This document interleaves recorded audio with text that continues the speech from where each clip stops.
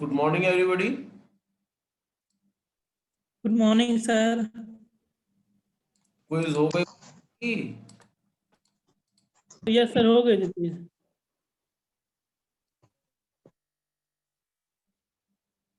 तो भाई जहां पे हम लोग थे वहीं से आगे बढ़ना शुरू करते हैं। ठीक है, हम इमर्जिंग टेक्नोलॉजीज पे थे।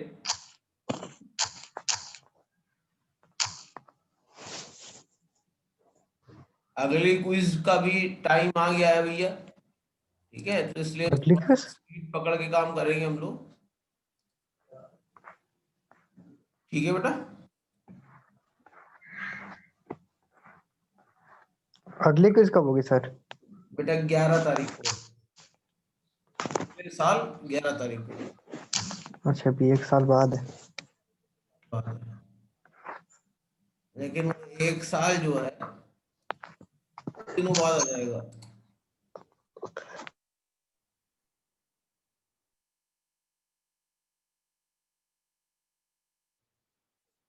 हम लोग क्लाउड सर आपने कुछ खुशखबरी दी है क्या कभी? क्या सर बोल? अभी आपने खुशखबरी दी है क्या?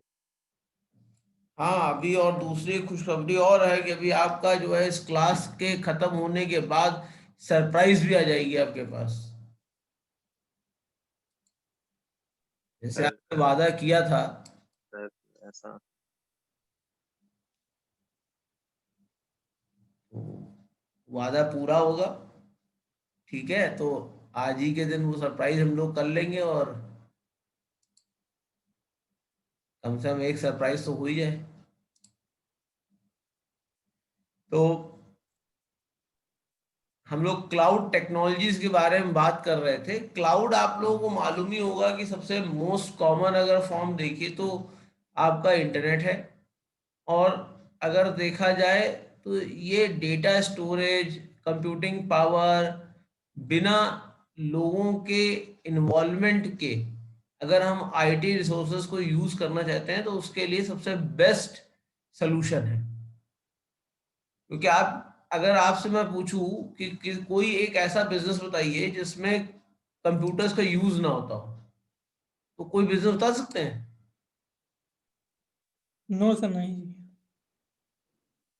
इनफैक्ट आजकल तो अगर आप पान शॉप या मूंगफली बेचना चाहें तो उसमें भी कस्टमर रिलेशनशिप मैनेजमेंट चलता है,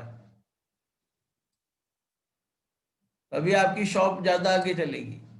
क्योंकि एवरीथिंग इज अबाउट बिजनेस, और बिजनेस में बहुत ज्यादा जो है कंप्यूटर्स का, टेक्नोलॉजी का यूज हो रहा है। आर्टिफिशियल इंटेलिजेंस का सबसे ज्यादा यूज हो रहा है आपका प्रोडक्शन करने में कि क्या चीज हमारी सेल आउट होगी, क्या चीज हमारी सेल आउट नहीं होगी, किस तरह से प्रोडक्ट हम बनाए जो लोगों को समझ में आए। ठीक है ना? तो क्लाउड कंप्यूटिंग इसी में सबसे ज्यादा यूज होती है। तो क्लाउड कंप्यूटिंग अगर आप यूज कर रहे हैं तो क्या आपको अपना पर्सनल कोई व्यक्ति रखने की जरूरत है? भाई जो कंपनी आपको फैसिलिटी दे रही है वो आपसे पे ले रही है, और जो पे ले रही है वो आपको फीचर बनाकर, मतलब फीचर्स आपको प्रोवाइड करेगी। ठीक उसी तरीके से जैसे टेलीकॉम डिपार्टमेंट है वो आपसे पेमेंट लेता है और टेलीकॉम पाथवे वो सब मैनेज करता है कि नहीं करता है?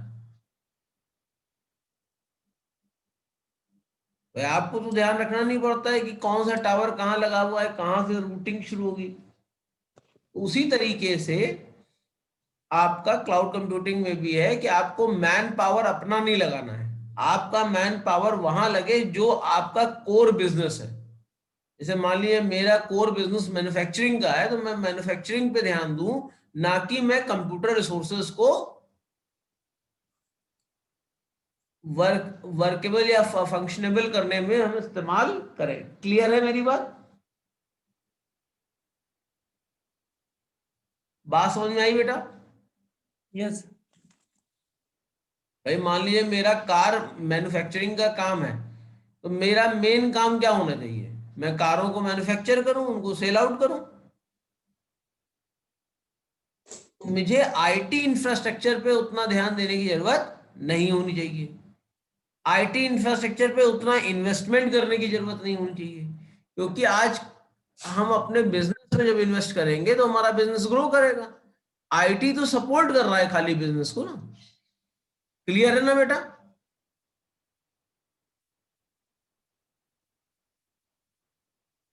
इसके अलावा अगर हम देखें तो आपको रिसोर्सेज लगाने के लिए पहले से कोई कॉस्ट लगाने की जरूरत नहीं पड़ती। आप केवल जो है रेंटेड सर्विस यूज करते हैं। हम लोगों ने एग्जांपल भी लिया था ओला उबर, उसमें आपको कार खरीदने की जरूरत नहीं पड़ रही है, उनको भी नहीं जरूरत पड़ रही है, वो रेंटेड सर्विसेज का यूज कर रहा है। क्लियर है बेटा?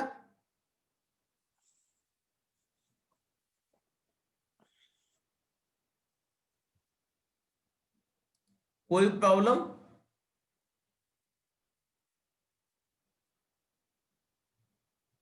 और क्लाउड नो सर। में आपको मल्टीपल फीचर्स प्रोवाइड होंगे। मान लीजिए जैसे दीपेश है, उनको चाहते हैं हम लिनक्स पे काम करें, तो ये नहीं है कि उनको अब लिनक्स फॉर्मेट करके लिनक्स डालना पड़ेगा। आप रिक्वायरमेंट दीजिए, आपको लिनक्स सर्वर प्रोवाइड हो जाएगा। ठीक है, ज्योतिरादित्य चाहते हैं कि हम जो है उस पे काम करें विंडोज पे, तो उनको विंडोज मिल जाएगा। यानी आप मल्टीपल ऑपरेटिंग सिस्टम पे ऑन डिमांड वर्क कर सकते हैं। ये फीचर आपका क्लाउड का है, जिसमें आपको पहले टाइम लग जाता था लोगों को सिस्टम प्रिपेयर करने में। क्लियर है ना बेटा? यस। अब अगर दूसरी हम इमर्जिंग टेक्नोलॉजी देखें तो हम लोगों ने एक वर्ड यूज किया होगा आईओटी। आईओटी का मतलब है इंटरनेट ऑफ थिंग्स। थिंग्स का मतलब क्या हुआ? कोई भी सामान। अभी तक के जो चीजें आपस में रिलेट होती हैं, किसके थ्रू रिलेट होती है? वो नेटवर्क के थ्रू रिलेट होती है।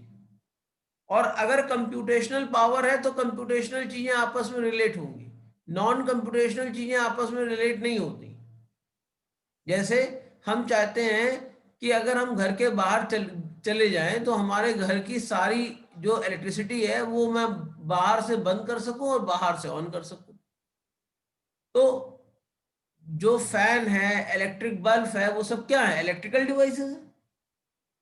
They require to communicate with the mobile, या जिसके थ्रू आप इंस्ट्रक्शन भेजना चाहते हैं। ऐसा होगा कि नहीं होगा भाई? ऐसा होगा कि नहीं होगा? यस। अगर हम देखें तो मैक्सिमम लोगों के पास मोबाइल फोन है, और हर मोबाइल यस सर। एक ना एक आइडेंटिफिकेशन एड्रेस की जरूरत होती है, जिसको यस। आईपी एड्रेस कहते हैं। तो जब आईओटी इन्वेंट हुआ तो सबसे बड़ी दिक्कत ये हुई कि इतने ज्यादा आईपी एड्रेस आएंगे कहां से। तो उसके लिए आईपी एड्रेसेस को इम्प्रूव किया गया, और एक नया वर्जन आया जिसे हम लोग कहते हैं IPv6, internet protocol version 6। Currently हम लोग क्या यूज कर रहे हैं? IPv4 यूज कर रहे हैं। क्लियर है बेटा?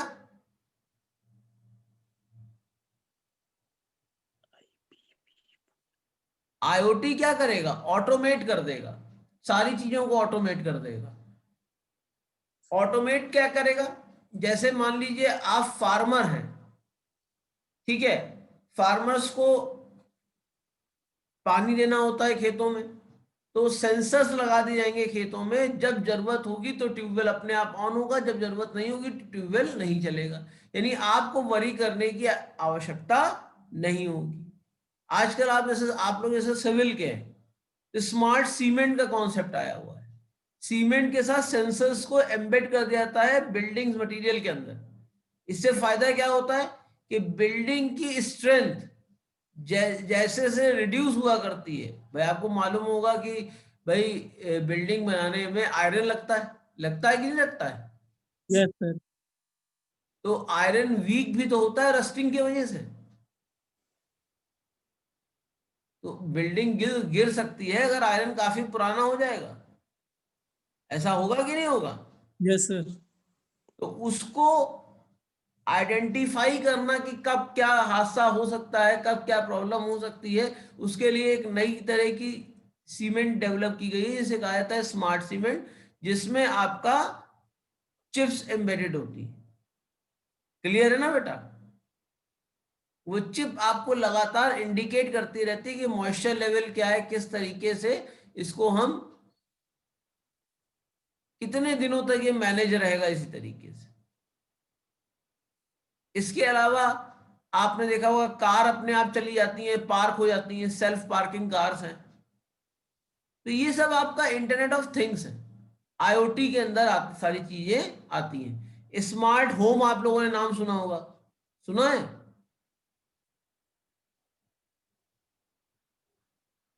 किसी ने स्मार्ट होम के नाम सुना है? स्मार्ट होम में स्मार्ट क्या होगा? Yes sir. यस सर, सुना है। लाइट जल जाती है, आने पर इंटर करने पर दरवाजा खुल जाता है खुद ब खुद। मतलब Alexa की तरह होता है, इलेक्ट्रिसिटी रिड्यूस हो बोलते जाएगी, जाओ करते जाएगा। मतलब वेस्टेज ऑफ इलेक्ट्रिसिटी रिड्यूस हो जाएगी। तो वेस्टेज ऑफ इलेक्ट्रिसिटी को रिड्यूस करने के लिए जो हम टेक्नोलॉजी यूज करेंगे उसको आईओटी कहते हैं। ठीक है ना बेटा? जैसे मान लीजिए आप ऑफिस से चलते हैं, आप चाहते हैं कि जैसे ही ऑफिस से आप आए आपको गरम गरम चाय मिल जाए, तो आजकल टी मेकर्स भी आपका इलेक्ट्रॉनिक्स है। Yes sir. तो जैसे ही आप अपने ऑफिस से चलेंगे, मोबाइल के थ्रू पता लग जाएगा कि you have leave your office, और आपका डिस्टेंस कितने देर में आप अपने घर तक पहुंच रहे हैं ये पहुंच जाएगा कॉफी मेकर तक के, और कॉफी मेकर उसी के हिसाब से आपकी कॉफी बना देगा। तो आप जब एंटर करेंगे तो आपको गरम गरम कॉफी मिल जाएगी। जैसे आपको मान लीजिए ऑफिस जाना होता है, 10 बजे आपको ऑफिस जाना होता है, आप आईओटी का यूज कर रहे हैं, और आईओटी का यूज करके आपका क्या फायदा होगा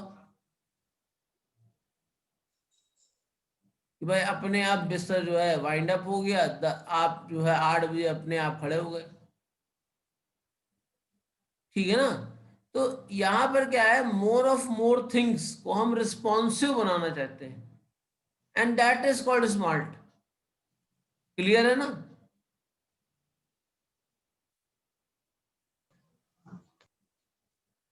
और जो आईओटी टेक्नोलॉजी है वो इंडिया के लिए भले नहीं है, लेकिन यूरोप के लिए काफी पुरानी है।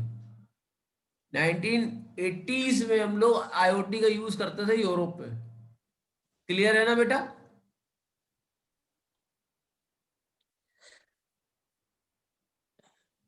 क्लियर है बेटा मेरी बात? Yes sir. अब आईओटी के बाद आपके बात आती है सर्वरलेस कंप्यूटिंग की। अब नाम है सर्वरलेस कंप्यूटिंग, लेकिन इसका मतलब ये नहीं कि सर्वर नहीं होते, सर्वर बैक एंड पे होते हैं, बट यूजर को परेशान नहीं होना होता है कि डेटा कौन से सर्वर पर जा रहा है। ठीक है ना?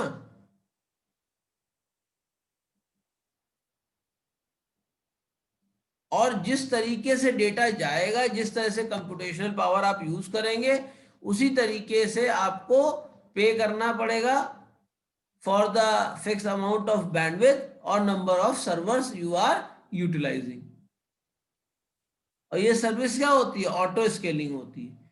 जैसे कि आपको मान लीजिए ज्यादा सर्वर्स की जरूरत है तो ज्यादा सर्वर एलोकेट हो जाएंगे, कम सर्वर की जरूरत है तो कम सर्वर एलोकेट हो जाएंगे, और उसी के हिसाब से आपको एक बिल जनरेट होकर मिल जाएगा। ठीक उसी तरह जैसे इलेक्ट्रिसिटी बिल होता है, अगर आपने इलेक्ट्रिसिटी कंटिन्यूअस यूज की है तो आपका बिल बढ़ेगा कि नहीं बढ़ेगा? Yes sir. तो उसी तरीके से आपका सर्वरलेस कंप्यूटिंग होती है, पर नाम तो सर्वर दिया गया है, but they have a physical server जिनको डेवलपर्स को बॉदर नहीं करना पड़ता है, इसीलिए नाम दिया गया है सर्वरलेस कंप्यूटिंग। क्लियर है?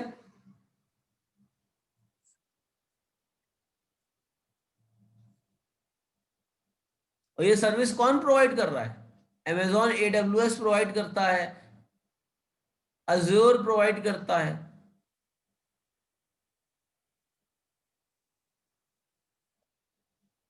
क्लियर है बेटा? Yes sir.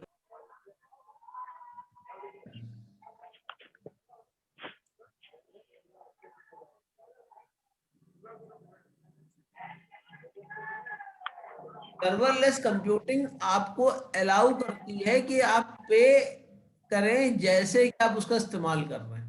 तो इसमें आपका चार्जेस कहाँ पड़ेंगे? पेमेंट होगा, यूटिलाइजेशन होगा, यूटिलाइजेशन नहीं है तो आपके चार्जेस नहीं बढ़ेंगे। ये फायदा होता है, इससे कॉस्ट कटिंग भी हो जाती है, दूसरा कॉस्ट भी हमारी बच जाती है। ठीक है बेटा? सर हाँ बताओ अश्विन। सर एक बार इसको फिर से बता दीजिए सर मैं समझ कह- नहीं अच्छे से। मैं कहता हूं कि सर्वरलेस जो कंप्यूटिंग होती है में नॉर्मली आप जब सर्वर का इस्तेमाल करेंगे तभी आपको पेमेंट देना होता है। तो इससे फायदा क्या होगा कि अगर आपने मान लीजिए उसको यूज नहीं किया, क्या आपका पेमेंट लगेगा उसमें? नो सर, नहीं लगेगा। जब पेमेंट नहीं लगेगा तो कॉस्ट कटिंग एक तरह से हो रही है कि नहीं हो रही है, कॉस्ट सेव हो रही है कि नहीं हो रही है। Yes sir. यस। दूसरा, आपको किसी ऐसे व्यक्ति को रखने की जरूरत नहीं जो सर्वर्स को मेंटेन करता हो। सर्वर का बैकअप कब लेना है, सर्वर को स्टार्ट कब करना है, सर्वर को स्टॉप कब करना है, इसका डिसीजन आपको लेने नहीं है।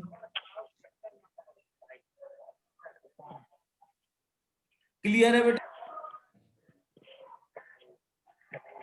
यहाँ सर्वरलेस का मतलब यह है कि डेवलपर को परेशान होने की जरूरत नहीं है कि उसका डेटा किस सर्वर पर जाकर स्टोर हो रहा है।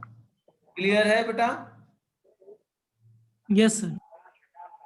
अश्मित क्लियर हो गया बेटा बात? यस सर हो गया। Thank you sir. Thank you का है, तुम मेरा काम है यार। अब इसके बाद एक चीज आती है ऑग्यूमेंटेड रियलिटी के बारे में। ऑग्यूमेंटेड रियलिटी और वर्चुअल रियलिटी, देखो ये दोनों बहुत ही क्लोजली रिलेटेड थिंग्स हैं। ऑग्यूमेंटेड रियलिटी में क्या होता है कि आपको डिजिटल एनवायरनमेंट और फिजिकल एनवायरनमेंट मिले हुए दिखाई पड़ेंगे। ठीक है ना? जैसे कुछ गेम्स आपने खेले होंगे, जैसे पोकेमॉन गो है, खेला है कभी? हाँ सर। पता था तो वहां पे किलोमीटर जाओ तब एक कदम आपके चलता था। आसपास के एरिया में को वो आइडेंटिफाई करता है और उसके बाद बताता है ये वाला पोकेमॉन टहल रहा है, आप उसको कैप्चर कर लीजिए। ऐसा होता है कि नहीं होता है? आप बॉल वॉल फेंक यस सर। पोकेमॉन उसमें कैप्चर हो जाता है।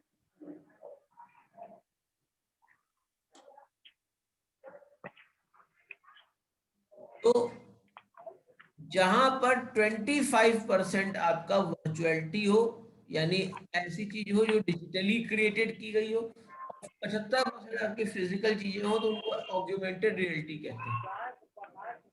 नॉर्मली पहले AR आया था, उसके बाद VR आया। VR का मतलब क्या है कि आपको सिमुलेटेड एनवायरनमेंट मिलेगा। आप लोग वॉर में गए होंगे, आपने VR गियर यूज किया होगा और कई सारे गेम्स खेले होंगे VR के, जिसमें आपको लगता है कि आप उन्हीं गेम्स के अंदर आप खुद हैं। ठीक है ना? ये आपकी वर्चुअल रियलिटी। आपको एनवायरनमेंट क्रिएट हो जाता है चारों तरफ से कि आपको लगे कि आप कंप्यूटर्स में नहीं, आप उसी पर्टिकुलर जो है जगह पे है जो आपको दिखाई पड़ रहा है।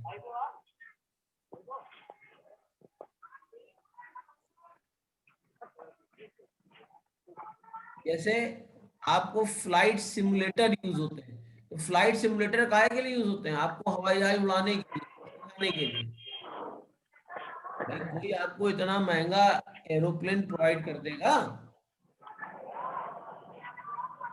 ट्रेनिंग के लिए? पहले क्या है कि आप उसको वर्चुअली सिमुलेट करके देख लीजिए कि आप उसको हैंडल कर पा रहे हैं या हैंडल नहीं कर पा रहे हैं। क्लियर है ना बेटा?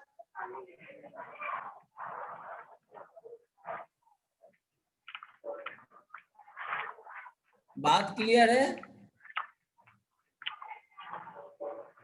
यस। अच्छा, जिन लोगों ने अटेंडेंस नहीं डाली है वो डाल दें, क्योंकि 54 लोग दिखाई पड़ रहे हैं, 42 लोगों की केवल अटेंडेंस पड़ी हुई है।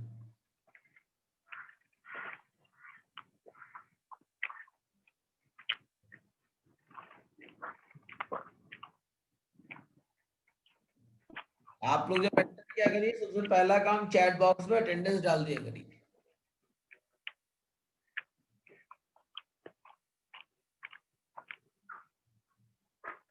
अब ब्लॉकचेन का आपने नाम सुना होगा, बहुत जो है आजकल फेमस टेक्नोलॉजी है। क्या सर? ब्लॉकचेन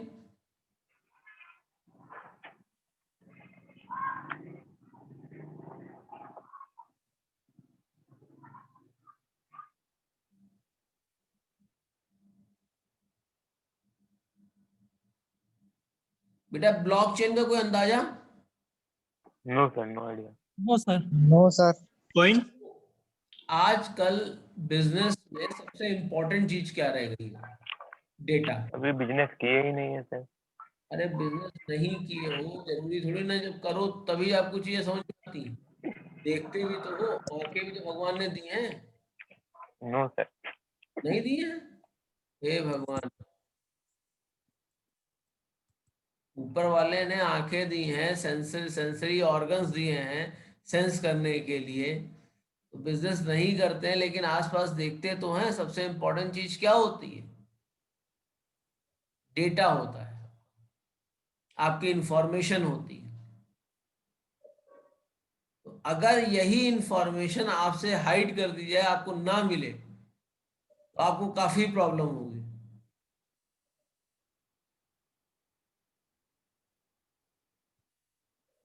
तो इसी तरीके से ब्लॉकचेन आपको शेयर्ड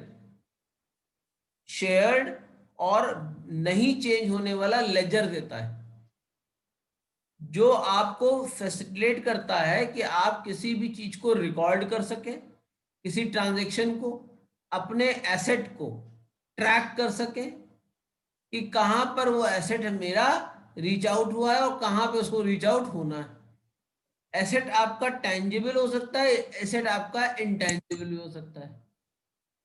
टेंजिबल का मतलब क्या? जिसको छू सकते हो। इनटेंजिबल का मतलब क्या? जिसको आप छू नहीं सकते।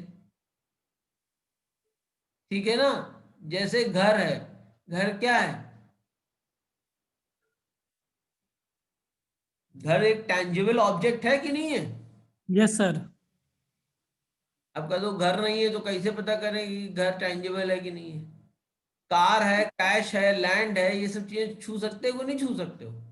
Yes sir. आपका यस सर। आपकी जो फिजिकल प्रॉपर्टीज जितनी भी हैं वो आपकी सब क्या है? एसेट्स हैं जो टेंजिबल है। इनटेंजिबल का मतलब क्या है? कि जो आपने नोट्स लिखे वो आपके नोट्स हैं, जो आपने कुछ पेटेंट कराया, कॉपीराइट कराया, वो सब आपका है। तो वो आपका क्या हो गया? इनटेंजिबल ऑब्जेक्ट हो गया।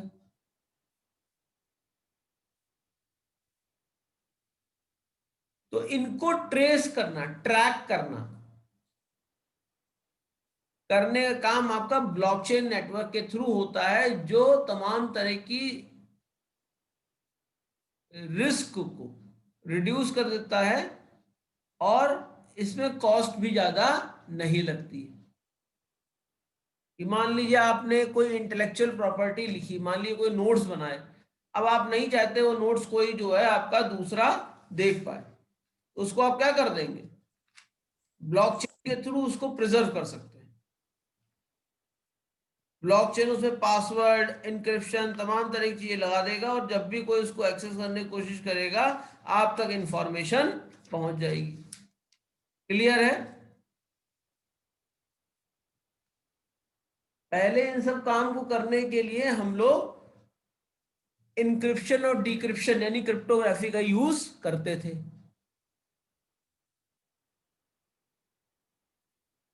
पर जैसे ही जैसे आपका आपकी जो प्रॉपर्टी है वो बढ़ती चली गई, आपके एसेट्स बढ़ते चले गए, आपकी क्रिप्टोग्राफी उतनी फीजिबल नहीं थी।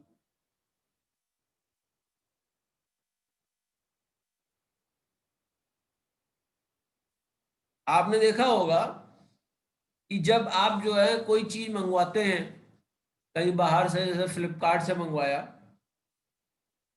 तो आपने चीज मंगवाई है, आपको मालूम है, कंपनी ने चीज भेजी है उसको मालूम है, लेकिन बीच में जो शिफ्ट कर रहा है उसको उसके बारे में कुछ भी नहीं मालूम होता। नहीं होता है।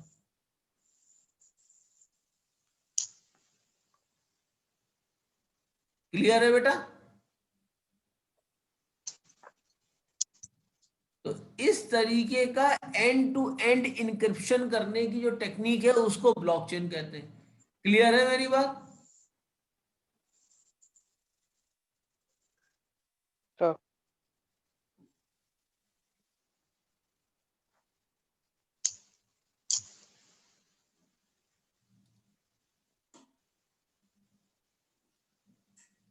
ब्लॉकचेन के बाद बात आती है रोबोटिक्स की। रोबोटिक्स क्या है? वैसे तो अगर हिंदी में कहा जाए तो रोबोटिक्स का मतलब होता है जुगाड़। और रोबोटिक्स क्या है? Robotics is the intersection of science, engineering, technology that produce machine called robots that substitute place human action. हमारे एक्शन को रेप्लिकेट करने के लिए जिन मशीन्स को हम डेवलप कराते हैं उनको हम लोग रोबोट्स कहते हैं। क्लियर है? सर हाँ बोलिए हिमांशु जी। जो व्हाट्सएप में भी तो एंड टू एंड एन्क्रिप्शन होता है, उसका मतलब क्या होता है?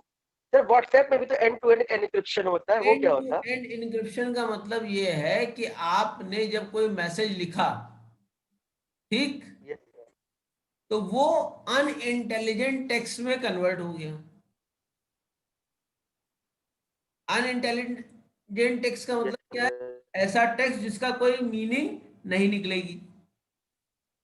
और जब वो अपने डेस्टिनेशन पे पहुंचता है तो उसी एल्गोरिथम को रिवर्स ऑर्डर में यूज करके उसको आप डिक्रिप्ट कर लेते हो। बात समझ में आई? Yes, sir.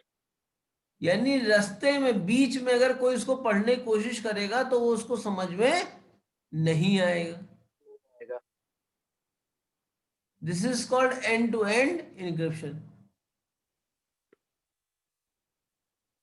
ठीक। Yes, sir. और ह्यूमन में जितनी जल्दी एक्शंस आपको मिलेंगे, जितनी जल्दी एक्शन आपको इंफॉर्मेशन मिलेगी, उतनी तेजी से आप एक्शन कर सकते हैं। तो यही है कि रोबोट्स जो है और जो मशीन्स हैं वो इंफॉर्मेशन को गैदर करते हैं और अप्रोप्रिएट एक्शन लेने की कोशिश करते हैं, जिससे कि ह्यूमन एक्टिविटी के कंपैरिजन रोबोटिक्स एक्टिविटी फास्ट हो जाती है। क्लियर है? क्लियर है बेटा? Yes sir.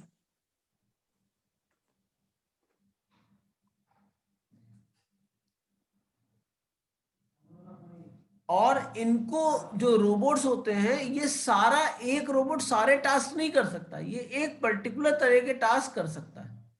और इनको सबसे ज्यादा यूज किया जाता है वहां पर जहां पर ह्यूमन पावर का यूटिलाइजेशन सबसे ज्यादा होता है, जैसे ऑटोमोबाइल मैन्युफैक्चरिंग इंडस्ट्री है।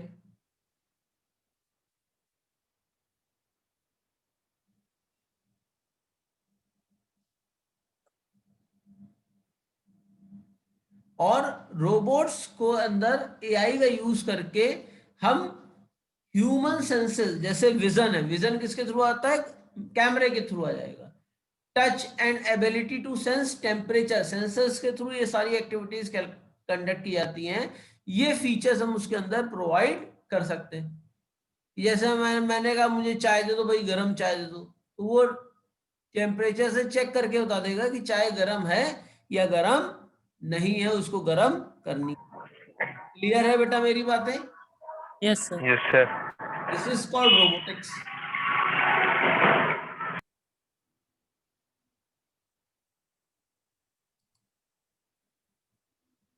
इसके अलावा नेचुरल लैंग्वेज प्रोसेसिंग के बारे में बात आती है।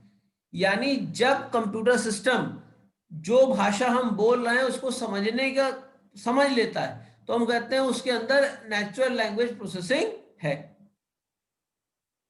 यानी हमारी नेचुरल लैंग्वेज के थ्रू इंटरेक्शन करना between computer and human being. जो मेन ऑब्जेक्टिव था एनएलपी का वो क्या था? रीड करना, ठीक है।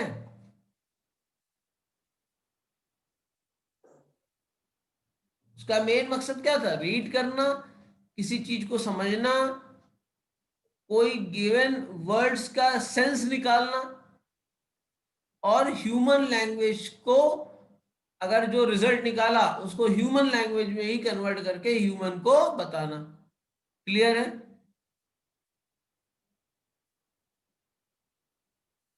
सबसे बढ़िया एग्जांपल आपने टोनी स्टार्क के का देखा होगा, जिसका नाम था जार्विस। आप बात कर सकते थे कि नहीं कर सकते थे उससे? Yes sir. Yes sir. दूसरा, आपका गूगल असिस्टेंस है, आप उससे बात कर सकते हैं कि नहीं कर सकते? यानी इसका मतलब वो प्रोग्राम आपकी भाषा को समझने की कोशिश कर रहा है कि नहीं कर रहा है? Yes sir. तो जो एनएलपी है वो मशीन लर्निंग का एक कॉन्सेप्ट है, जो जिसके अंदर एक डेटाबेस होता है कि इस मीनिंग का वर्ड, इस वर्ड की मीनिंग ये है, इस वर्ड की मीनिंग ये है, इस वर्ड की मीनिंग ये है, इसके अलावा कोई वर्ड है तो उसकी मीनिंग हमको नहीं मालूम। क्लियर है बेटा?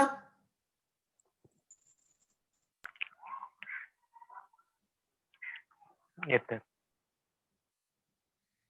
आपने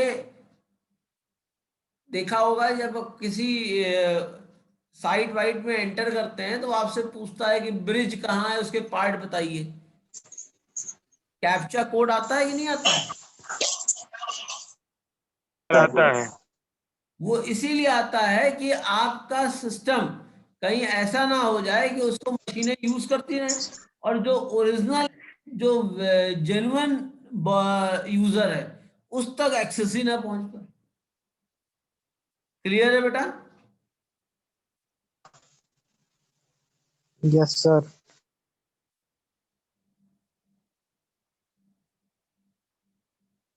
इसके बाद बात आई थी क्वांटम की, ठीक है। क्वांटम कंप्यूटिंग में जो फिनोमेना है वो सीधा सा फिनोमेना है कि जो हमारे आजकल की कंप्यूटेशनल स्पीड है वो काफी कम है। इसको फास्ट करने के लिए क्वांटम क्यूब्स का यूज किया जाएगा, किया जा रहा है, नहीं कह रहा हूं।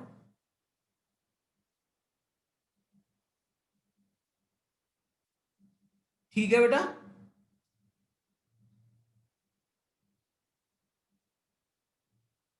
और ये क्वांटम इंफॉर्मेशन साइंस का यूज करके बनाए जाएंगे।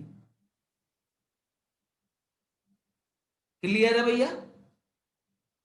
यस। Yes sir.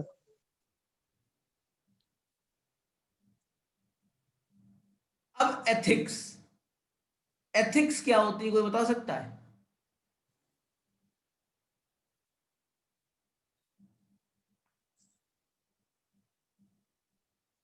एथिक्स का मतलब क्या होता है, कोई बता सकता है?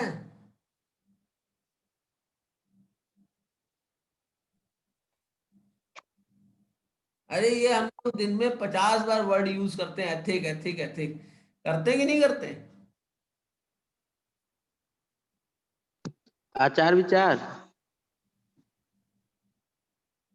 भाई एथिक का मतलब होता है कि हम कितने अपनी जो है, जैसे भगवान रामचंद्र जी थे वो अपनी सारी जो है चीजों को बहुत ही आइडियलिस्टिक वे में चलाते थे। तो आदर्शवादी जो चीजें होती हैं, आदर्श, ठीक है, हम किसी का नाम नहीं ले रहे हैं,